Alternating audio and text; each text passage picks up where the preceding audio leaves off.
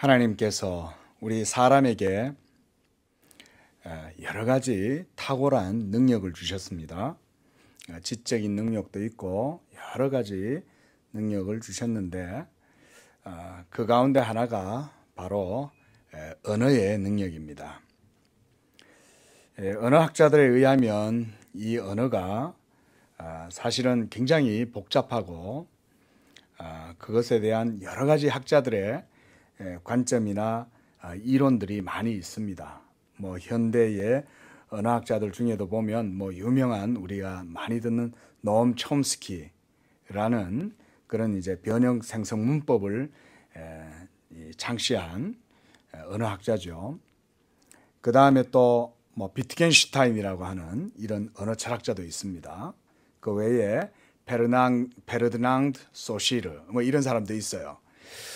그들의 그 언어에 대한 이해라든가 이런 걸 보면은 굉장히 복잡하고 일반인들이 쉽게 이해하기는 쉽지 않아 보입니다.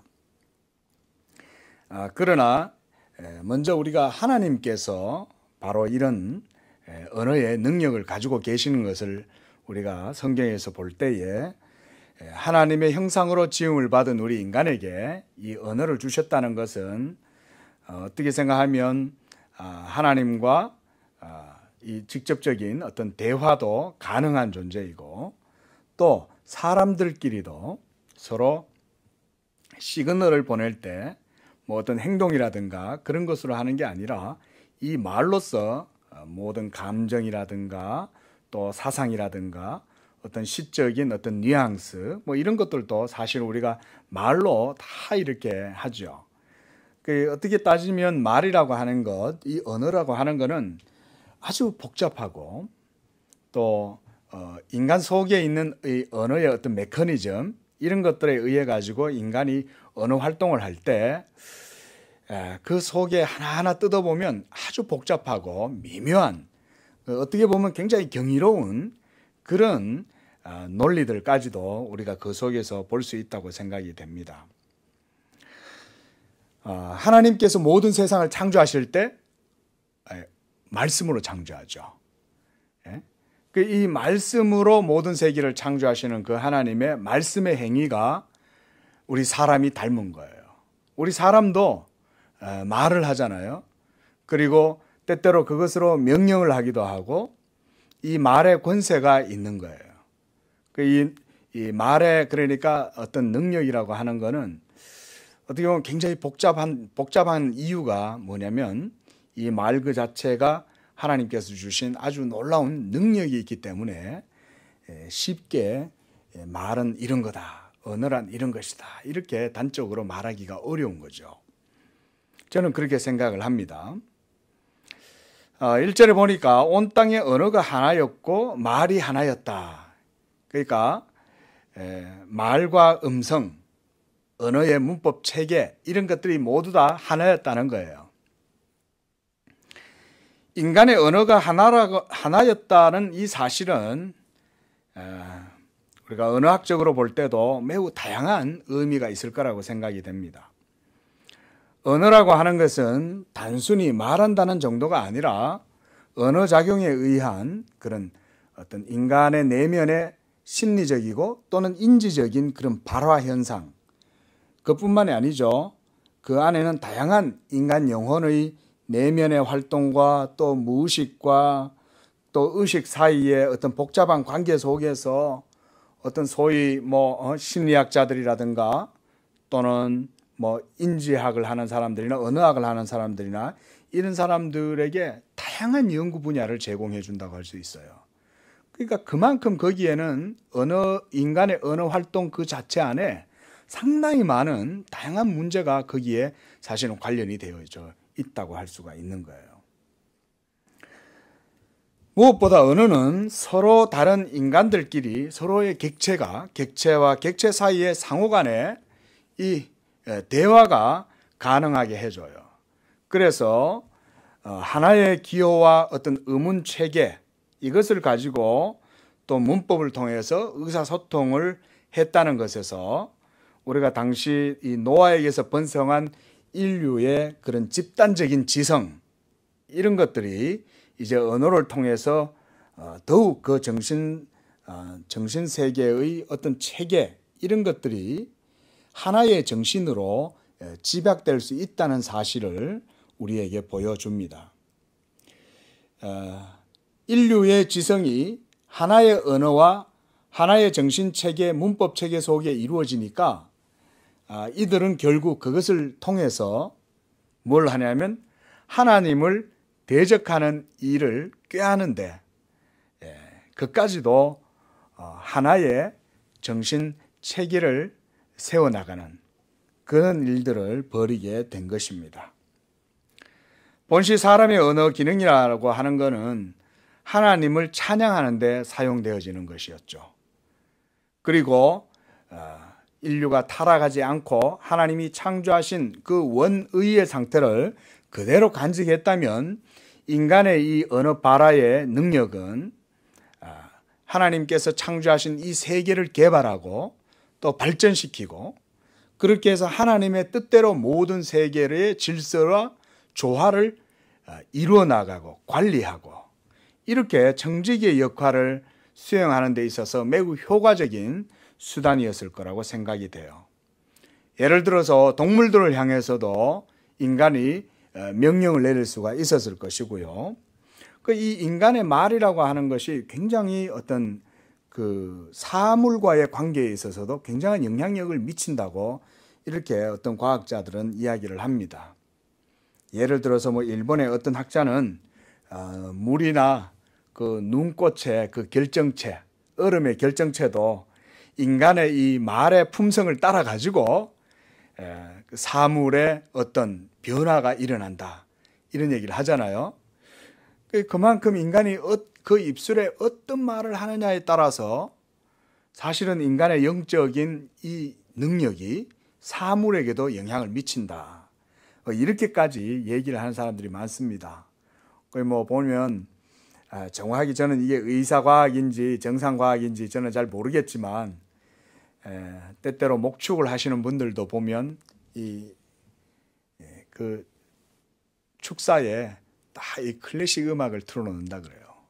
그러면 이제 짐승들도 이게 아주 부들부들해져 가지고 육질도 좋고 그 다음에 아주 양질의 이 우유도 생산해내고 그런다고 합니다.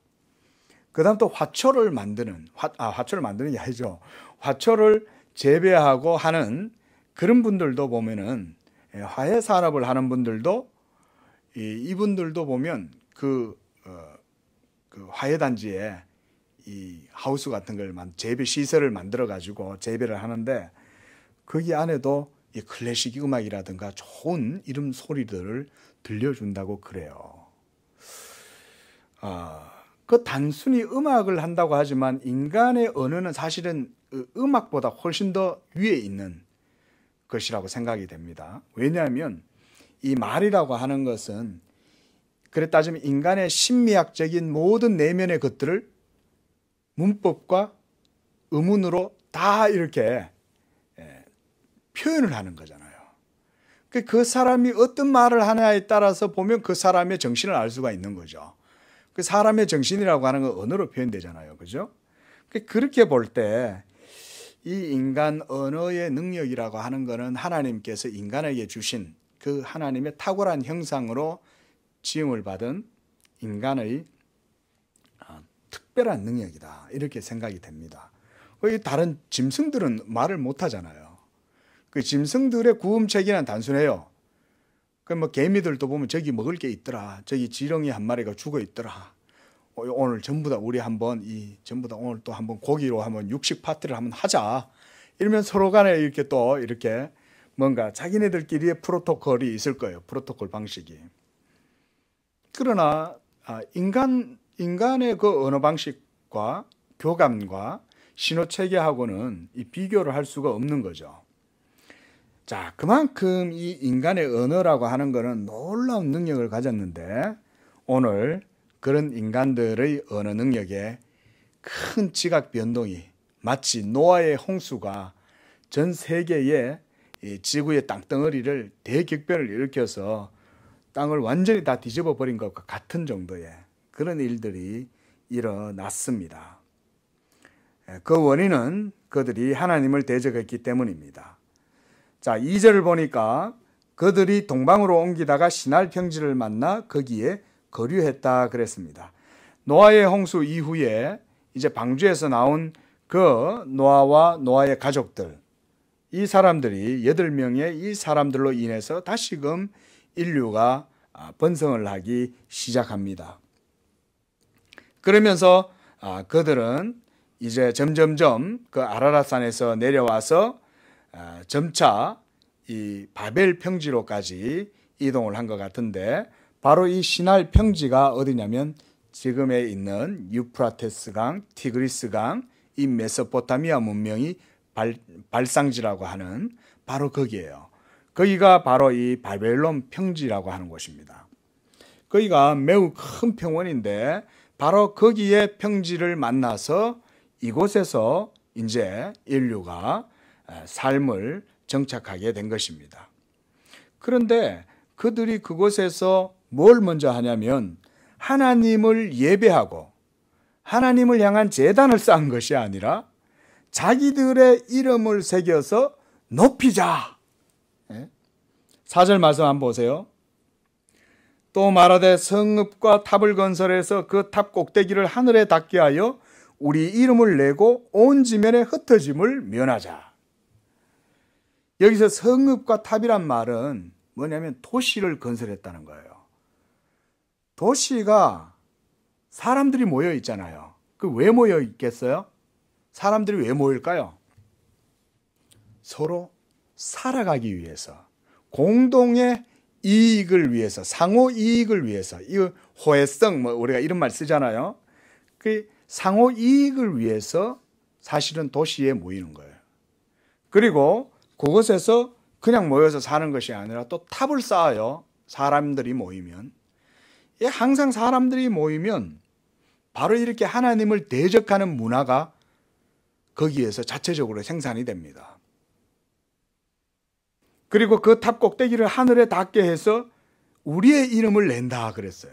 자, 이게 바로 인류의 타락하고 부패한 본성이 이런 데서 드러납니다.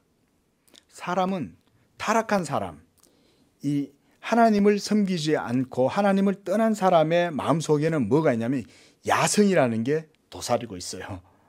그래서 이 야성이 언젠가는 이 야망이 꿈틀대다가 자기가 많은 것들을 소유하기 시작하면 그때부터 뭐 하기 바쁘냐면 자기 이름을 내기에 바빠요. 인류가 모여도 마찬가지인 것 같아요. 인류가 한테 다 모여서 도시에 울글거리고 사니까 그들이 모여가지고 하는 일이 뭐냐? 우리가 큰 빌딩을 세워가지고 거기에 우리 이름을 내자는 거예요. 그리고 온 지면에 흩어짐을 면하자. 이 말은 하나님의 그 지배와 통치에서 벗어나서 자기들 마음대로 살겠다는 거예요. 자, 이 도시와 탑을 건설한다. 이것은 여기에서 이제 이 바벨탑이 여기서 나오는데, 이게 이제 학자들에 의하면 이 피라미드형의 7층 건물로 이루어져 있는 지구라트가 아마 유일한 것이 아니냐, 이렇게 이제 추측을 한다고 합니다. 그리고 그 7층 정상에는 이 마르닥 시인을 위한 신전이 있었다 그래요. 그래서 거기서 하나님을 섬기는 게 아니라 자기들만의 신을 섬기면서 거기에 제물을 바치는데, 때로 거기에서는 사람도 제물로 바치는 거예요. 이렇게 바벨탑을 그들이 쌓기 시작했습니다. 그리고 그들이 자신들의 이름을 거기에다가 새기고, 그리고 그 흩어짐을 면하자라고 했던 이런 모든 생각들은 하나님의 뜻과 정반대되는 결정이었어요. 그리고 그들은 이 탑에서 이 공동생활을 하면서 10만 명 이상이 살아갈 수 있는 그런 맘모스 빌딩을 건축할 것을 구상했다고 그렇게 역사가들의 기록들이 있어요. 그러니까 그 탑에 10만 명 이상이 모여 살면 참 거기서 참 어떤 희한한 일들이 다 일어나겠죠. 요즘도 한 빌딩에 우리가 저기 롯데타워 123층 이거 500 그 몇 미터입니까?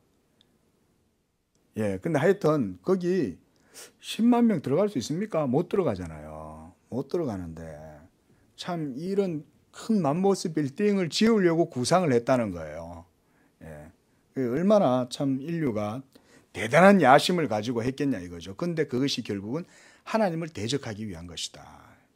그러니까 이 신할 평지로 쭉쭉 뻗어나가던 인류가 하나님을 찾고 하나님을 예배하고 이럴 줄 알았는데 그게 아니니까 하나님께서 7절에 보니까 5절에 여호와께서 사람들이 건설하는 그 성읍과 탑을 보려고 내려오셨다는 거예요. 성읍과 탑을 보러 오셨다는 거예요. 그러니까 바벨탑만 보러 오신 게 아니에요. 바벨탑 구경하시러 이렇게 뒷짐지고 어디 둘러보신 게 아니라 성읍도 그와 같이 하나님을 대적하는 성읍이었다는 거예요. 가인이 하나님을 떠나서 에덴의 동쪽에 뭘 만들었어요? 나가지 말자 그는 성읍을 건설했죠. 도시를. 그 자기 자녀들뿐만 아니라 자기의 많은 이제 자기가 족장이니까 이 많은 사람들이 태어나면 그 사람들을 데리고 오래 살았잖아요. 가인이. 그러니까 그 오랜 세월 거의 1000년이 가까운 세월을 살면서 하나님을 떠나서 도시를 건설하기 시작했다는 거죠. 여기서 여호와께서 성읍과 탑을 보려고 내려오셨다 이 말은 그래 따지면 어떤 의인화법이라고 할 수가 있습니다. 하나님께서 굳이 내려오셔야 그것을 보시는 건 아니니까. 그런데 그만큼 하나님께서 이 바벨탑과 성읍을 건축하는 이 사람들, 건축자들은 누구겠어요? 지도자들일 거 아니에요. 이 건축자들이, 지도자들이 이 모든 의견을 모아가지고 여러 사람들을 한테 모으고 그렇게 해서 전체가 다 거의 그 성읍에 모는 사람들의 동의를 얻어가지고 이런 일들을 하는 거죠. 그래서 6절에 여호와께서 이르시되 이 무리가 한 족속이요 언어도 하나이므로 이같이 시작하였으니 이후로는 그 하고자 하는 일을 막을 수 없으리로다. 자, 이 표현도 마찬가지예요. 하나님이 막을 수 없으시겠어요? 막을 수 있죠. 근데 이건 무슨 표현이냐면 이대로 놔뒀다가는 얘네들이 브레이크 없는 고장난 기차처럼 화차처럼 정신없이 달려나가다가 결국은 이게 온 세상이 엉망이 되겠구나 이 말이에요. 그대로 둬서는 안 되겠다. 이렇게 하나님께서 마음을 먹으신 거예요. 그렇게 해서 하나님께서 그들을 흩으실 때 그 방법이 뭐냐면 언어예요. 하나의 언어와 하나의 의문 체계를 가지고 모두 다 이 서로 소통을 하니까 그거를 하나님께서 딱 차단을 시키시는데 하나님께서 놀라운 일을 행하신 거예요. 자, 하나님은요 언제 어디서든지 하나님이 원하시면 반드시 모든 일들을 다 하실 수 있어요. 하나님은 보편적인 일반적인 이런 제너럴한 일반 모든 자연 법칙도 하나님께서 마음만 먹으시면 얼마든지 하나님의 뜻대로 비상하게 역사하실 수 있습니다. 처음에 아담을 만드신 다음에 이렇게 아담이 혼자 생활하시는 걸 보다가 여인이 있었으면 좋겠다. 그를 돕는 배필이 있어야 되겠다. 이러면서 하나님께서 아담을 창조하신 이후야 돼서 또 이 하와를 따로 또 만드시는 거예요. 어디에서? 갈비에서 취해가지고. 하나님의 능력은 우리가 상상을 할 수가 없는 거예요. 그러니까 상상이 안 되니까 하나님이 행하신 일들이 마치 우화처럼 설화처럼 전설처럼 이렇게 느껴지는 거예요. 왜냐하면 너무나 우리 이성과는 부합이 잘 안 되니까. 그러나 하나님은 우리의 이성을 뛰어넘는 분이죠. 하나님은 어디서든 언제든지 하실 수 있어요.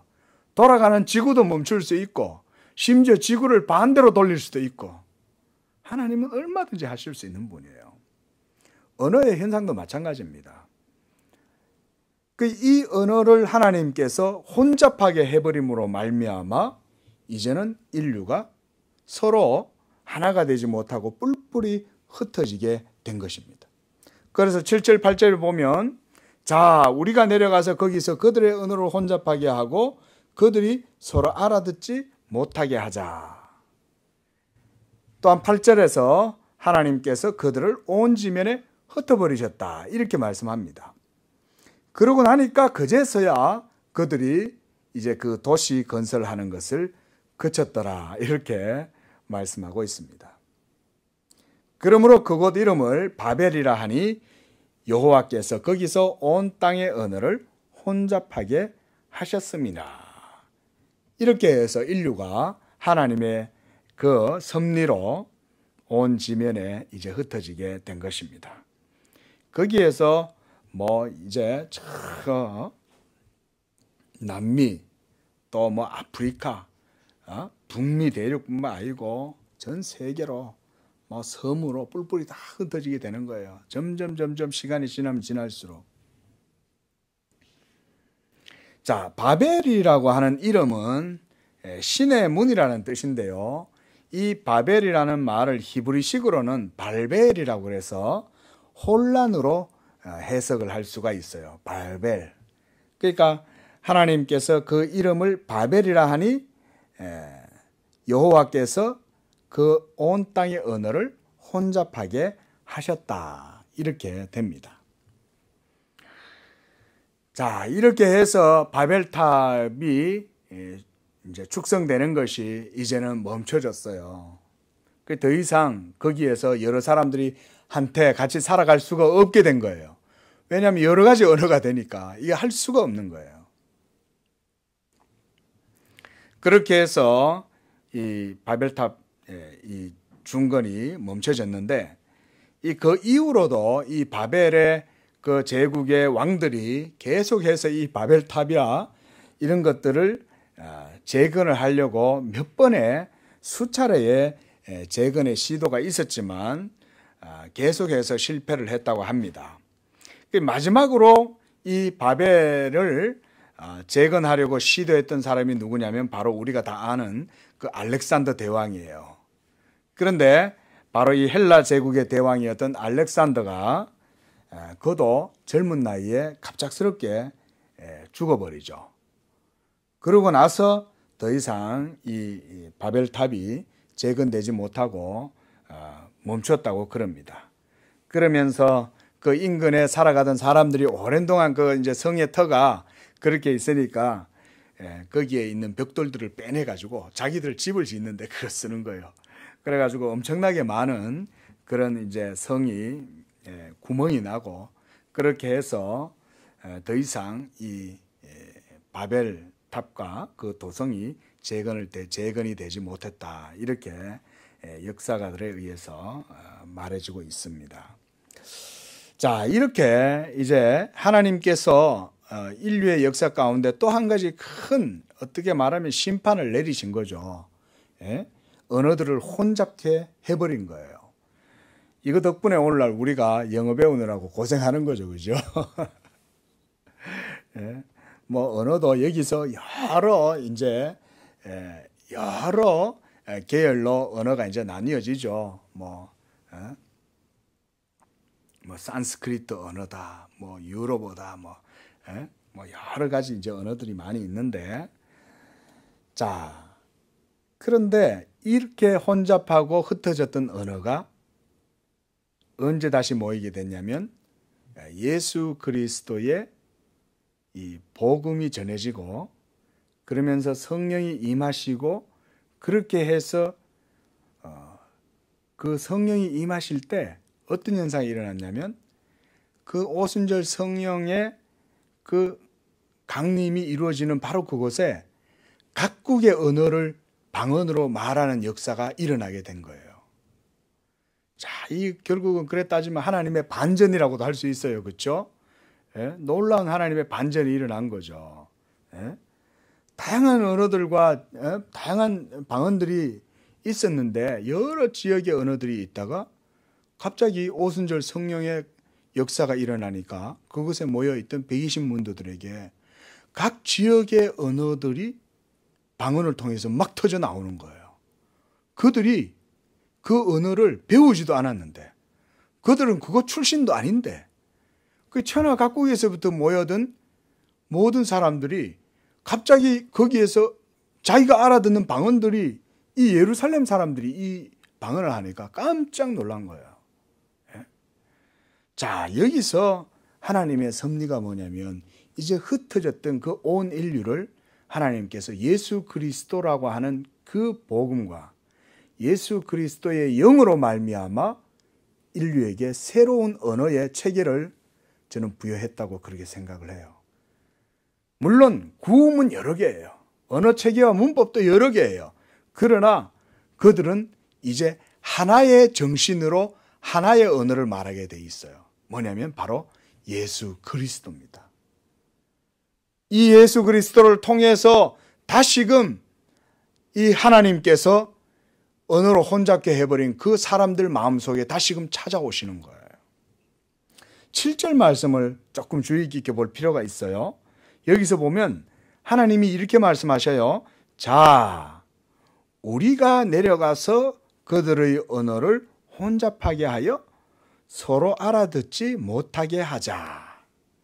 여기서 복수가 사용되죠. 우리가 내려가자, 이 말이 있어요. 그게 뭐냐면 이것은 삼위일체 하나님의 형상을 말한다고도 볼 수 있습니다.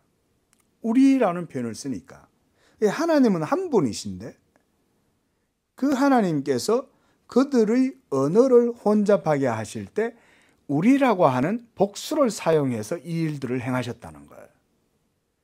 자, 여기에서 언어의 그 기능이라든가 언어의 현상이 매우 복잡하다는 사실을 여기에서 우리가 볼 수 있어요. 하나님의 형상은 삼위일체죠. 그 삼위일체의 형상으로 우리가 지음을 받으니까 거기에서 인간 언어의 탁월한 능력이 드러나는 거예요. 이건 놀라운 일이죠. 그 사람이 말을 할 때는 그 속에 일종의 삼위일체 하나님의 흔적이 거기에서도 드러나는 거예요. 사람의 말의 능력에도. 그런데 그 사람의 말의 능력도 하나님께서 흩어버리시는 거예요. 그걸 누가 하셨냐면 삼위일체가 공히 이 일을 하셨다는 것입니다. 저는 이것이 정확하게는 모르겠어요. 그러나 이것을 우리가 깊이 한번 연구해 볼 필요가 있다고 생각을 합니다. 어쨌거나 간에 이로 말미암아 예수 그리스도로 인해서 성령이 이제는 한 신앙으로, 한 정신으로, 한 영으로 예수 그리스도라고 하는 그 이름을 말하게 하셨다. 자, 우리가 천국 가면요, 완전한 천국이 이루어지면, 우리 오전에도 천국에 대해서 말씀을 나누어 봤는데, 우리가 그때 가면 지금 우리가 사용하는 언어들을 그대로 쓸까요? 어떨까요? 영어를 쓸까요? 거기 가면 러시아어도 있고 중국어도 있고, 일어도 있고 독어도 있고 프랑스어도 있고 스페인어도 있고 뭐 다 저마다의 언어가 거기에 여전히 있을까요? 심지어 저 브라질 원시림에 사는 아마존에 사는 그런 종족들의 언어들도 어떻게 했냐 이거예요. 완전한 천국이 이루어지면 이런 모든 여러 가지 갈래갈래 나뉘어졌던 언어가 다 예수 그리스도의 영으로 하나가 다시 됩니다. 더 이상 그런 언어로 말을 하지 않아요. 그래서 사도 바울도 보면 이 삼층천에, 그러니까 셋째 하늘이라 그래요. 고린도 후서 12장에 보면 자기가 그런 체험을 한 거예요. 환상 중에 자기가 이끌림을 받아가지고 천국에 갔는데 자기가 거기서 뭘 소리를 들었냐면 사람의 말로 형용할 수 없는 말을 들었다 이렇게 말해요. 말을 들었다 그래요. 그 천국에서. 그러니까 이 말은 우리가 사용하는 일반적인 이런 지금 지구상에서 여러 종족들이 사용하는 그런 언어와는 분명히 다른 언어예요. 그럼에도 불구하고 하나님의 영광과 그리고 부활한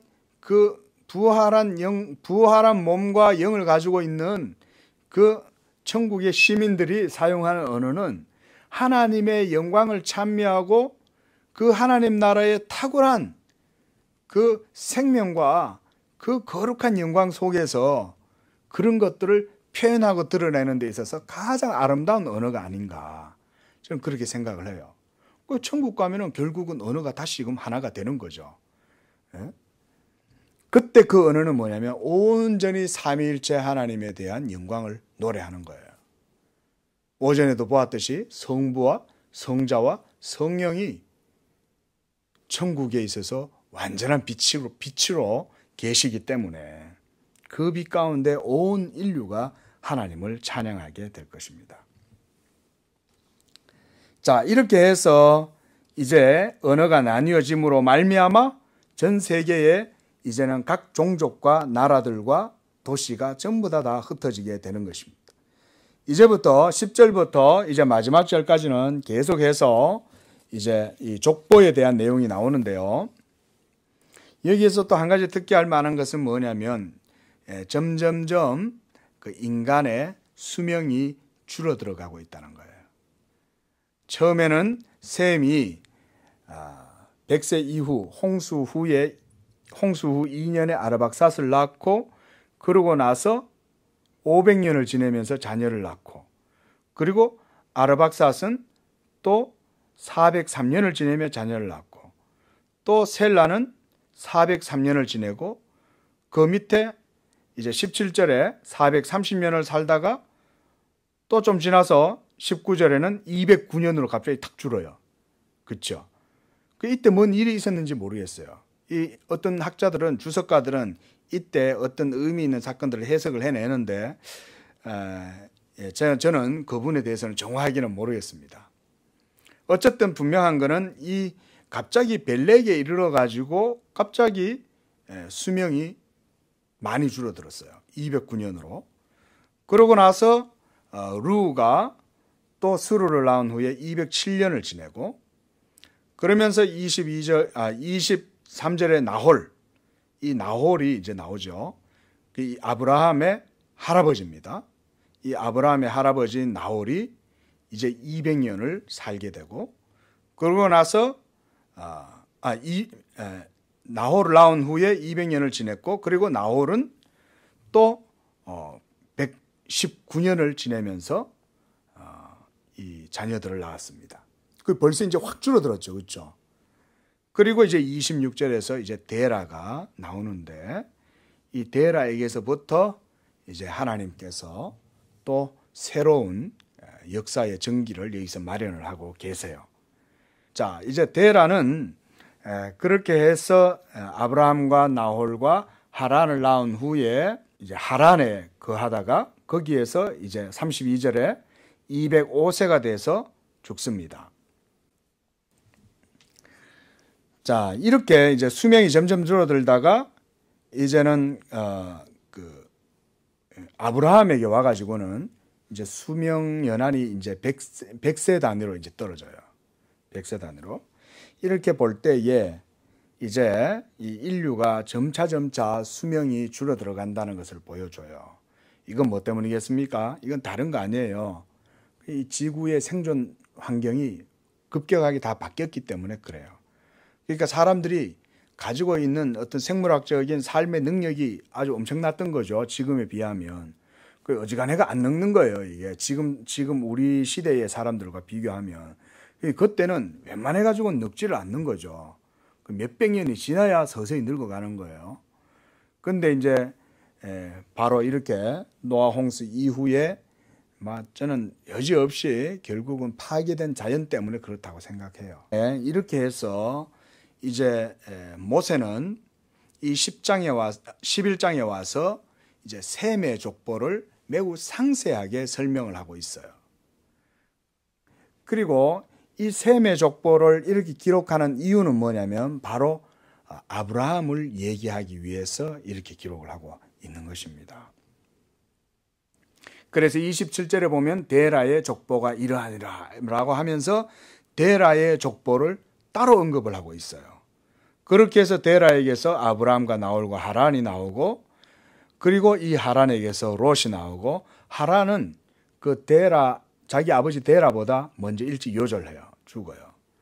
그리고 이 아브라함이 나중에 이 자기 조카 롯 그러니까 하란의 이 아들인 롯을 데리고 이제 가나안 땅으로 같이 가죠. 자, 이렇게 해서 이제 27절에서 32절까지는 이제 데라로부터 해서 아브라함까지 그 가족사에 대해서 자세하게 설명을 해줍니다.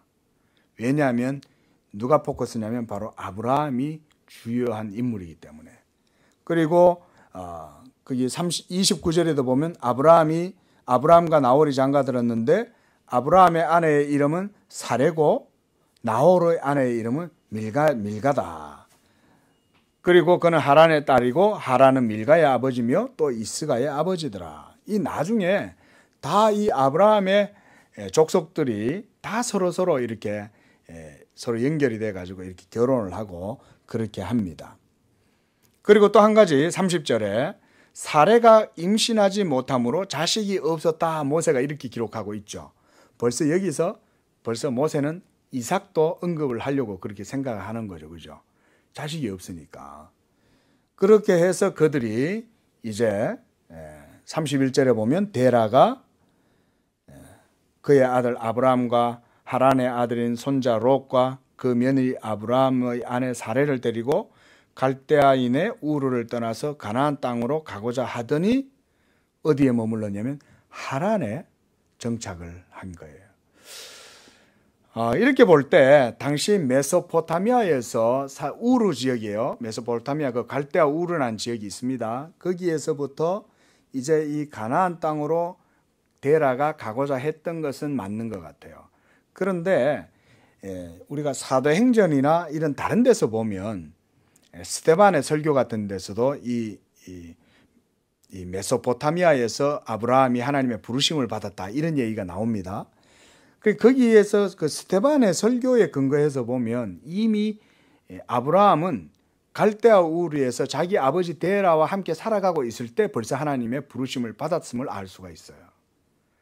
그리고 그렇게 우리가 사도행전의 스데반의 설교를 근거해서 이 내용을 이해를 해보면 데라가 그 아들들을 데리고 갔다기보다 이 아브라함이 자기 아버지와 자기 동생들과 친족들을 데리고 가나안 땅으로 가려고 했던 것 같아요. 자, 이 10절에서 마지막 절까지 이 셈의 족보들을 통해서 우리가 또 알 수 있는 건 뭐냐면 하나님께서 이 아브라함에게 이 계보의 역사를 거기다 포커스를 맞추고 계신다는 거예요. 왜냐하면 셈 이후에 아브라함 말고도 여러 많은 족속들이 벌써 많이 번성을 했잖아요. 그런데 오로지 이 아브라함에게 계속 이 계보가 집중되게 하는 거예요. 그렇게 해서 아브라함의 계보가 흘러내려가게 해서 아브라함에게 포커스가 맞춰지는 것을 볼 때 장차 이루어지게 될 하나님의 모든 이제 성경의 역사가 이 아브라함이라고 하는 인물을 중심으로 해서 펼쳐지게 될 것에 대해서 모세가 벌써 여기서 보여주고 있는 것입니다.